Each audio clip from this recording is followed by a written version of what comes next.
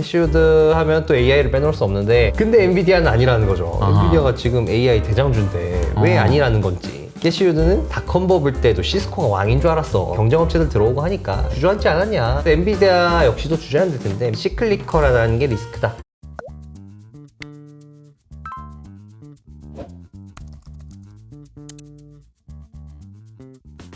오늘 월간 구루 너무너무 재밌게 이야기를 하고 있는데요. 에릭이 준비한 세 번째 인물은 누굽니까? 마지막은 이 코로나 때 이후로 저희에게 너무 친숙한 인물이죠. 과연 누가 비트코인 1억 간다 했을까? 네. 바로 캐시우드입니다. 캐시우드 뭐 너무 유명해서 많은 분들이 아시겠지만 또 의외에 안 알려진 사실들이 있거든요. 뭐예요? 이분이 자꾸 성장주 기술 얘기해서 엔지니어 출신인가? 라고 생각을 하는데 원래 이코노미스트 출신입니다. 그리고 원래 이제 1세대 여성 이코노미스트 출신인데 업력이 어마어마합니다. 80년대부터 데뷔를 해서 지금까지 이제 일을 하고 있는 분이고 한국 나이로 이제 70세가 거의 되신. 아니 그러니까 이제 뭐 캐시우드가 이렇게 나이가 70세가 가까울 정도라고는 생각도 못했고요. 특히나 이게 젊었을 때 사진을 보니까 엄청난 미인이셨네요. 해외에서도 화제가 됐습니다. 젊었을 때 사진이 공개가 됐을 때. 네. 뭐 이렇게 미인이었냐. 그러니까요. 화제가 됐고, 이제 80년대 스타 이코노미스트라고 제가 써놨는데, 이때 당시에 이제 80년대 초반에 볼커가 인플레 때려잡으려고 금리를 뭐 거의 20% 가까이 올리지 않았습니까? 네네네. 근데 이때 당시에 컨센서스가 금리가 더 올라간다였대요. 인플레가 아직 안 잡혀서 금리를 더 올릴 거야, 여기서. 근데 캐시우드가 아니야. 인플레 잡혔어. 이제 금리 내려간다. 근데 이 당시 캐시우드가 거의 뭐 파릇파릇한 신인이었다고 합니다. 네. 그런 걸 주장하는 사람도 뭐 기라성 같은 이코노미스트들이었고 근데 결국에 캐시우드가 맞추지 않았습니까? 그래서 캐시우드가 일약 스타덤에 올랐다라고 합니다. 캐시우드는 일반적으로 그러니까 얘기를 하는 걸 보면은 디플레이션에 대해서 훨씬 더 관심을 많이 가지고 있는 분인 것 같은데 그때도 그랬군요. 네. 그러니까 이제 그때 맞춘 경험이 있어가지고 디플레이 이런 거 아닌가, 인플레 별거 아니야라고 이야기하는 거 아닌가라는 생각도 드는데 오늘은 어떤 얘기를 좀 해볼까요? 오늘 주제는 이렇습니다. 이제 비트코인이 결국에는 캐시우드가 몇 년 전부터 1억 간다고 했는데 네, 진짜 같네요. 가지 않았습니까? 네. 그럼 이제 비트코인이 어디까지 갈까? 강남 아파트 한 채까지는 갈 거다. 강남 아파트 한 채는 아니 강남 아파트도 오를 텐데. 네, 여기까지 이렇게 간다. 얘기를 했습니다. 물론 이제 이 40년 짬밥이니까 그냥 오른다고는 안 하고 이제 뭐 근거를 대기는 합니다. 근거에 대해서 오늘 설명을 드릴 것 같고요. 그리고 또 해제한 게 또 하나 있습니다. 노동시장이 또 최근 약해진다 얘기가 나오지 않았습니까? 계속 뭐 비농업 고용지수 발표된 거 하향 조정하고 이러는데 캐시우드도 한 몇 년 전부터 팔아. 내가 노동시장 센 거 아니다. 약해진다고 했지? 라고 하면서 노동시장이 앞으로 약해질 이유에 대해서도 얘기를 했고요. 그리고 요즘 또 아까도 계속 말씀드렸습니다. 인플레이션 고착된다. 뭐 연준도 인정하고 다 인정할 거다라고 했는데 캐시우드는 아니야. 올해 연말에 마이너스 물가가 와. 올해 연말에? 진짜 충격적이네요. 네. 이렇게 얘기를 했습니다. 그리고 또 이제 캐시우드 하면 또 AI를 빼놓을 수 없는데 엔비디아를 또 팔지 않았습니까? 맞아요. 또 이거에 대해서도 이제 본인의 뷰를 얘기를 하더라고요. 이거 너무너무 궁금합니다. 모두가 지금 엔비디아를 좋게 이야기하고 있는데 성장주의 대장격인 캐시우드는 엔비디아를 팔았어요. 노동시장부터 말씀을 드리면은 이제 노동시장이 약하다고 하는 예전부터 주장한 이유가 이 기업주사와 가계주사의 차이였습니다. 한마디로 이 멀티잡 때문에 왜곡이 생겼다는 거죠. 그러니까 우리가 보는 발표는 이제 기업주사 요 그래프에서 보면 이제 주황색인 그래프인데 이제 요거는 이제 예를 들어서 뭐 A 기업에서 월급 몇 명 주고 B 기업에서 월급 몇 명 주고 요건데 만약에 뭐 제가 A에서 D라고 B에서 D라면 뭐 월급 받는 사람이 이제 두 명이 되는 거죠, 그죠? 근데 이제 가계조사, 이제 집에 가서 조사하는 거는 당신의 집에 몇 명이 취업했어요? 저는 투잡 뛰고 아이폰 3잡 떠서 5명 취업했습니다. 이렇게 얘기는 하진 않잖아요. 맞아요. 그렇죠. 2명 취업했습니다. 라고 얘기를 하죠. 그러니까 그런 이제 멀티잡에 의한 왜곡이 없는 게 가계조사인데, 가계조사 추이 보니까 어느 순간 계속 횡보를 하더니 지금 오히려 하락세를 보이고 있더라. 그러니까 요것 때문에 이제 캐시우드는 실제로 노동시장이 그렇게 세지 않아 라고 주장을 해왔던 겁니다. 그러면서 이제 실업률도 얘기를 했는데 실업률이 지금 낮은 편 아니겠습니다. 3.5% 정도 나오고 있는 걸로 기억을 하는데 캐시우드는 이거 때문에 긴장을 놓지 마라. 그냥 숫자만 보는 의미가 없다 라고 얘기하면서 샴 인디케이터라는 걸 얘기를 하더라고요. 그래프가 이제 샴 인디케이터인데 이게 뭐냐면은 실업률의 이평선을 본 겁니다. 실업률의 3개월 이평선이 지난 12개월 동안 0.5% 이상 상승을 하면은 그게 이제 침체 신호라는 뜻인데요. 그러니까 그런 거죠. 실업률을 보면은 이제 침체가 와서 갑자기 막 수직으로 오르잖아요. 근데 그렇게 보면 숫자만 보면 그 의미가 없다. 이미 수렴률이 올랐을 때는 침체가 오거나 후니까.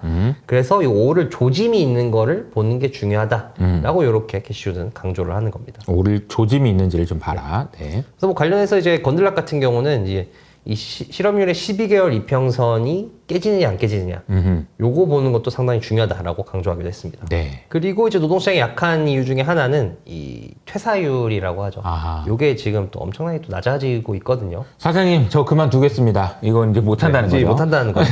이제 회사의 소중함, 네. 직장의 소중함을 이제 깨닫기 저 시작했다는 비트코인으로 겁니다. 돈 벌어서 이제 그만 다니려고요. 이런 분이 없어진다는 얘기예요. 그리고 이제 임금 관련해서 임금이 높다 하는데 임금 이미 잡혔어 라고 하면서 단위 노동 비용을 얘기를 합니다. 단위 노동 비용이라는 어떻게 보면 이제 이 물건 한 단위 만드는데 인건비가 얼마나 들어갔냐를 보는 건데, 그렇기 때문에 요거를 산출을 할 때는 이제 생산성 대비해서 임금을 보거든요.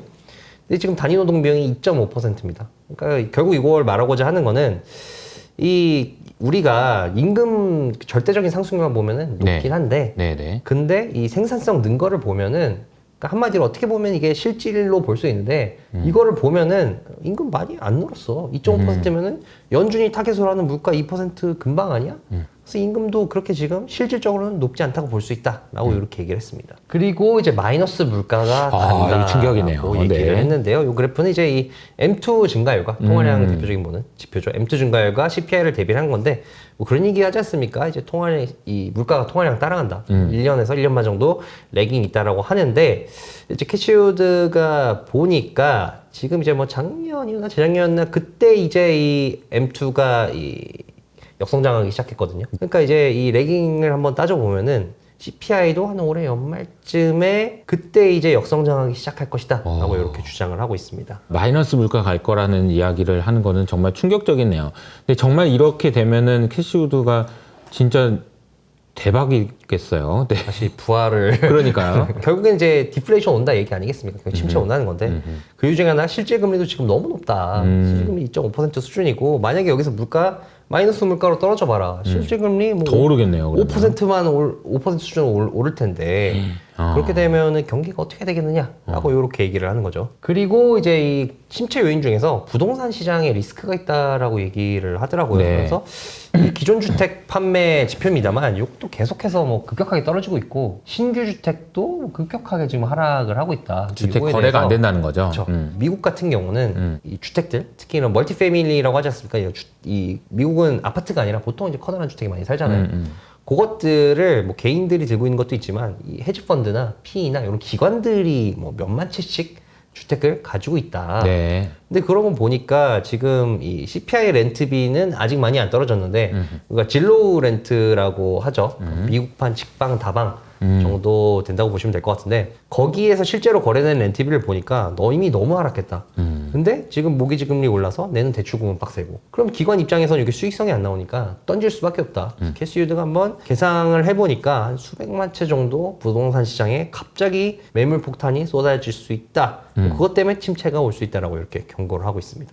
그리고 이제 재고 역시도 침체 신호라고 얘기를 했는데, 요거는 그냥 일반 재고가 아니고요. 일반 재고는 우리가 액수로 표현하지 않습니까? 그냥 네. 명목 액수로 표현을 하는데, 이건 이제 실제 개념을 좀 더한 겁니다. 물가 대비해서 재고가 얼마나 쌓였나. 어떻게 보면은 이제 우리가 이제 창고를 까서 정말 이 물건이 몇 개 쌓였나. 어떻게든 좀 더 가깝게 가늠할 수 있는 지표라고 볼 수 있는데요. 이게 빨간색이 실제 지금 재고가 쌓인 거고, 파란색 점수 추세선이거든요. 지금 재고가 너무 많이 쌓여 있다는 거죠. 줄고 있긴 하지만 너무 많이 쌓였고, 이렇게 재고가 많이 쌓인 상태에서 이렇게 슬슬 주는 거는 전형적인 경기 침체의 사인이다라고 캐시우드는 주장을 하고 있습니다. 재고가 침체의 신호다라고 이야기를 했네요. 그리고 그 외에도 이제 경기에 민감한 것들이 이미 다 반응을 하고 있다. 자동차 판매 하락 중이고, 뭐 에너지 기업들, 소매 판매, 반도체는 AI 제외한 이것들이 굉장히 또 시클리컬하다고 이제 대표적으로 꼽히는 알려졌는데. 것들 아닙니까?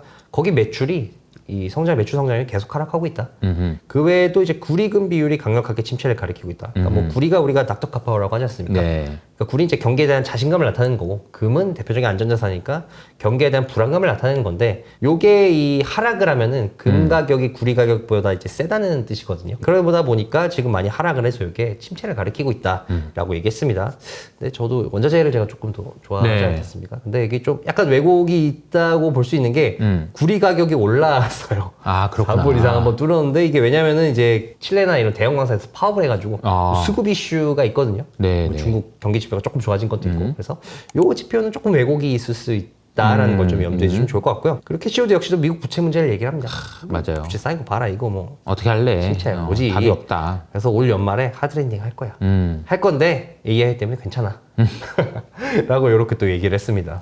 AI 때문에 괜찮다. 네. 라고 얘기했네요. 그 이유는 바로 이제 캐시우드가 지금이 이 AI 외에 여러 기술 혁신, 뭐 블록체인이라든지 3D 프린팅, 뭐 바이오, 뭐 이런 쪽에 로보틱스, 에너지 저장 이런 기술 혁신들이 엄청난 경제 성장을 이끌 건데, 요 도표는 이제 아크인베스트에서 이 과거의 기술 혁신들이 경제에 얼마나 긍정적인 영향을 끼쳤나를 이제 숫자로 나타낸 건데요. 지금의 기술 혁신이 과거와는 비교도 할 수 없는 수준이라는 거죠. 이게 지금 보니까 1780년대부터 이렇게 쭉 스팀 엔진, 그리고 철도, 전기 뭐 이런 것들이 있는데 이것은 지금 AI는 여기 있는 거네요. 그렇죠. 여기에 비하면은 과거는 될 것도 아니다. 우리 이런 거대한 이 혁신의 앞에 있기 때문에 잠깐의 하드랜딩을 겪고도 앞으로 성장성이 장기적으로 엄청나게 올라갈 것이다라고 주장을 하고 있습니다. 근데 이 성장의 핵심은 결국에는 AI라는 거죠.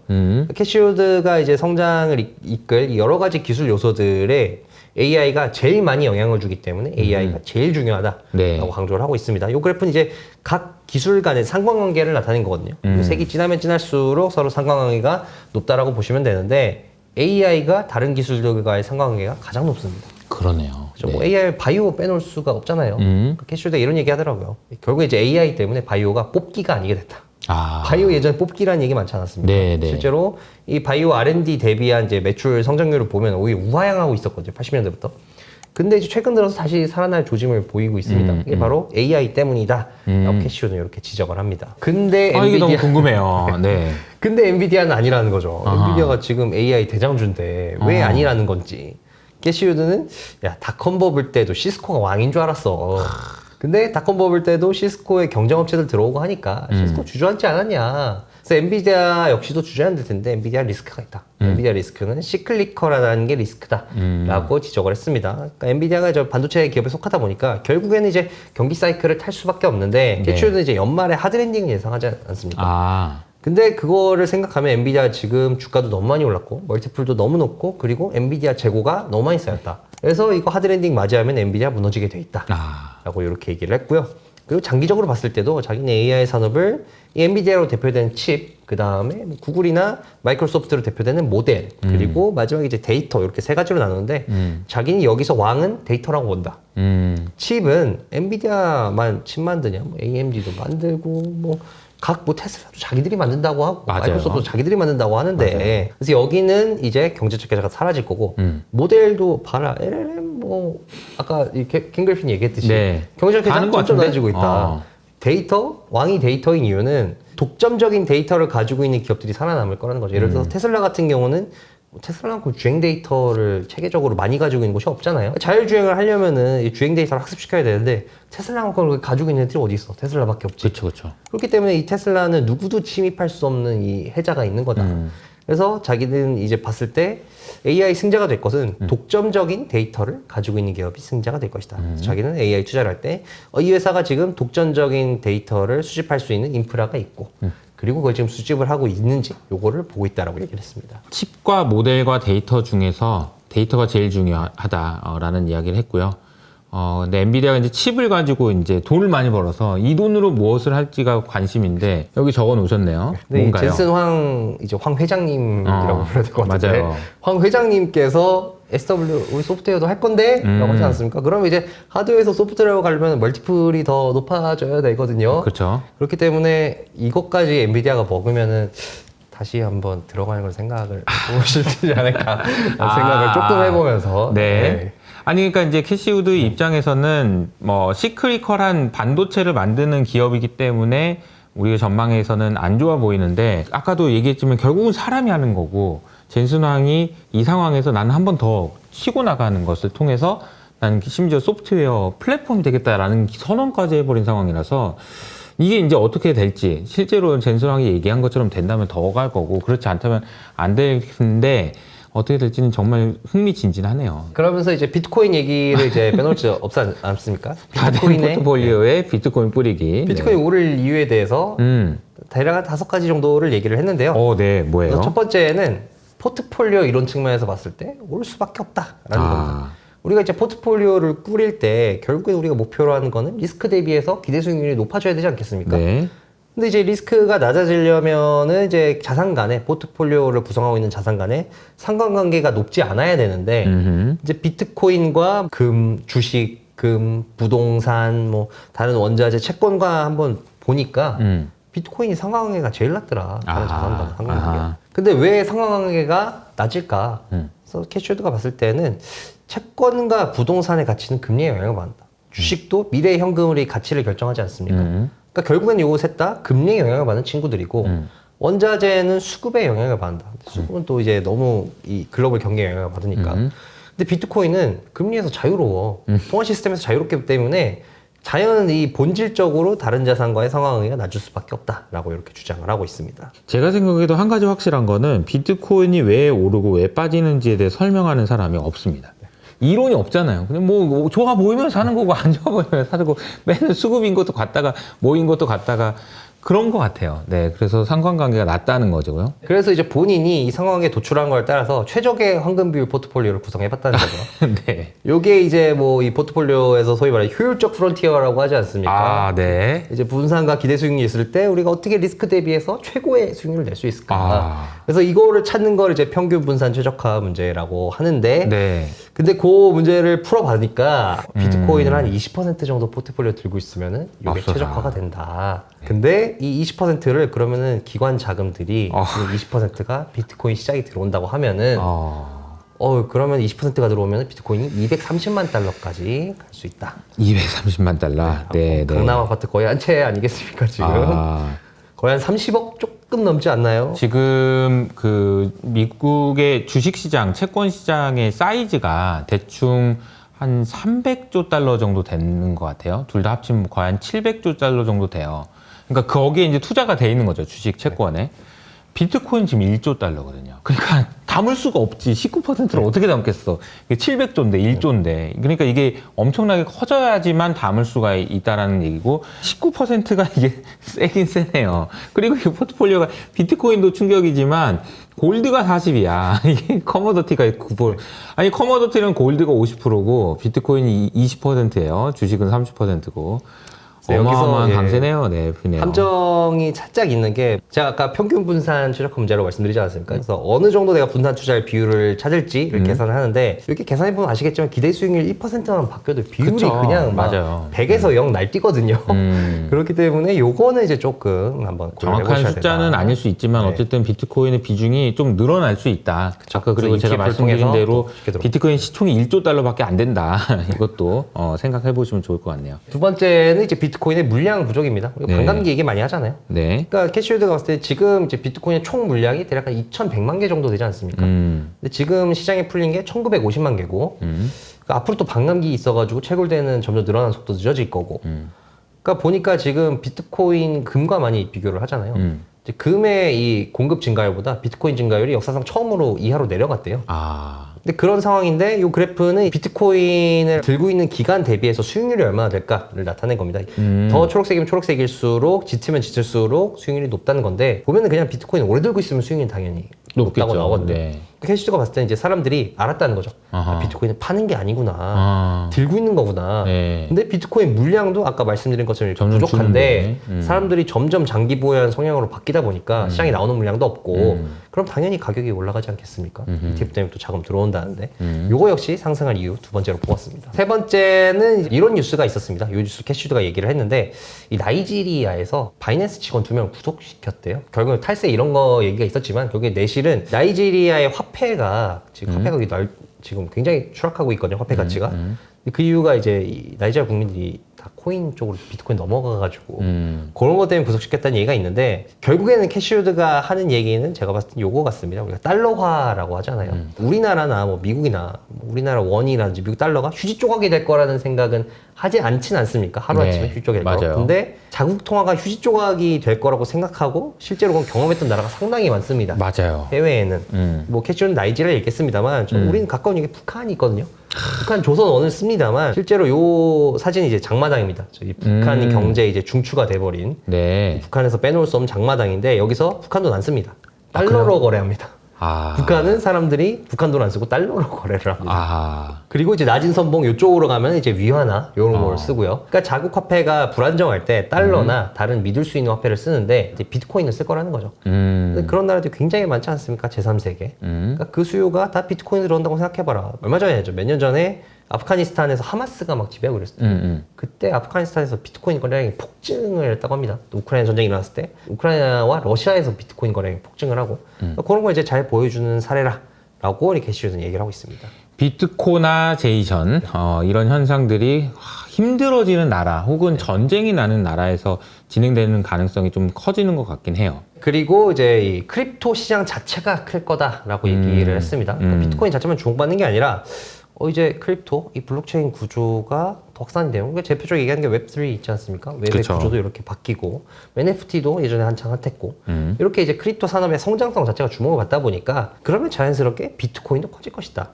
물론 이제 뭐 이더리움이나 다른 코인을 이용해서 스마트 컨트랙트 쓰고 이러면서 좀 다른 걸 많이 하지만, 그러니까 마찬가지 예를 들어서 이런 거죠. 코스피가 지금 뭐 2배, 3배 오르면, 코스피 대장주의 3전도 커지지 않겠느냐. 오를 거죠. 그렇기 때문에 비트코인이 미래가 밝다라고 얘기를 했는데요. 이제 밑에 그래프는 이제 우리가 소위 디파이라고 얘기하잖아요. 디파이의 TVL, 그러니까 디파이에 돈이 얼마나 들어와 있나 나타낸 겁니다. 그러니까 그런 얘기를 하잖아요. 이 디파이가 상승하기 시작하면은 불장이 좀 오래 간다는 얘기다. 그렇죠. 왜냐면 이제 사람들이 코인을 단순히 그냥 매매 차익만 노리고 사고 파는 게 아니라 이 코인으로 내가 뭔가를 해보고 다른 프로젝트를 해보고 이런 수요가 많아지기 때문에 불장이 간다는 건데 지금 다시 좀 디파이가 살아나고 있기는 합니다. 이자율도 많이 올랐더라고요 예전에. 네. 크립토 윈터에 비해서. 그리고 마지막은 이 안전자산의 왕이 비트코인이 될 거라는 거죠. 아까 말씀드린 대로 금 공급량 증가율보다 이제 비트코인 공급 증가율이 더 아래로 내려갔고 금은 이제 보관이 까다롭잖아요. 골드바 요거 가격 기준된 하나에 3kg 정도 되거든요. 네. 그거를 몇십 개 몇백 개를 운송하기는 어려운데 비트코인은 그냥 전송하면 되니까 쉽잖아요. 그렇죠. 너무 쉬워요. 그리고 이제 또 안전자산 이유가 이제 팽의 시대가 끝나기 때문이다. 원래 이제 그 캐시우드가 빵이 안전자산이다라는 얘기를 되게 많이 했었어요. 근데 이제 그게 아니나 보네요. 그렇죠. 왜냐면은 캐시우드가 봤을 때는 지금 우리가 소위 말하는 이제 빅테크들은 얘는 이제 내려올 애들이다. 선수 교체가 될 애들이고 캐시우드가 들고 있는 이런 좀 중소형 기술주들 있지 않습니까? 이게 이제 다음 세대의 빅테크가 될 건데 네. 그 말인 즉슨 빅테크가 무너진다는 거는 인덱스가 무너진다는 거고 사람들이 인덱스 엄청 많이 투자하고 있는데 이거 무너지는 거 해지를 어떻게 하냐.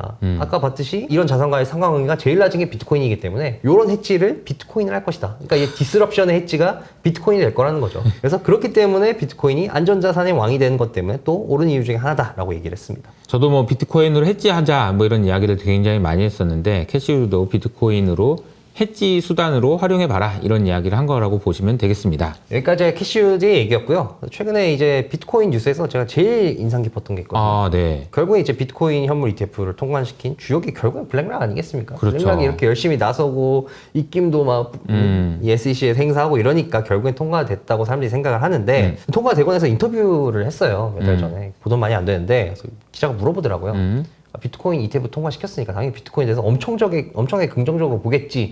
비트코인 뭐 얼마까지 갈 것 같냐. 캐시우는 뭐 230만 달러까지 간다는데 릴리핑크 의외로 힘들어 하더라고요. 그래요? 난 비트코인 잘 모르겠는데? 그래요? 난 뭐 금이 조금 더 난 것 같기도 하고. 그래서 놀라서 물어봅니다.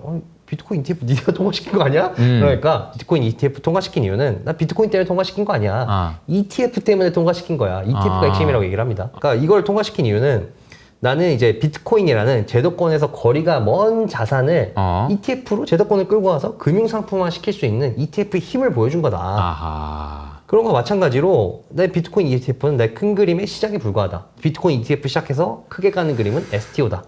큰 증권이다. 이거 영상 지난번에 한번 얘기한 적 있었잖아요. STO 소름 돋아요. 블랙락이 생각하는 그 그림이 너무나도 큰 그림이어가지고 잘 보셔야 될 것 같다는 생각이 듭니다. 나는 앞으로 이제 ETF를 넘어서 그러니까 ETF가 결국에는 온갖 상품들을 비트코인까지도 금융상품화 할 수 있는 거 보여줬는데 STO는 더 많은 상품들을 금융상품화 시킬 수 있다. 정말 뭐 어떻게 보면 상상할 수 있는 모든 거를 다 상상력만 있으면 금융상품화 시킬 수 있는데 나는 거기까지 갈 거다.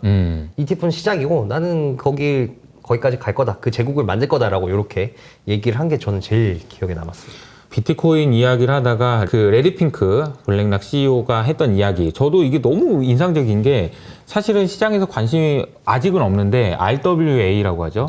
그러니까 내가 이거 자산 쪼개가지고 팔 거야. 토큰화 시켜서.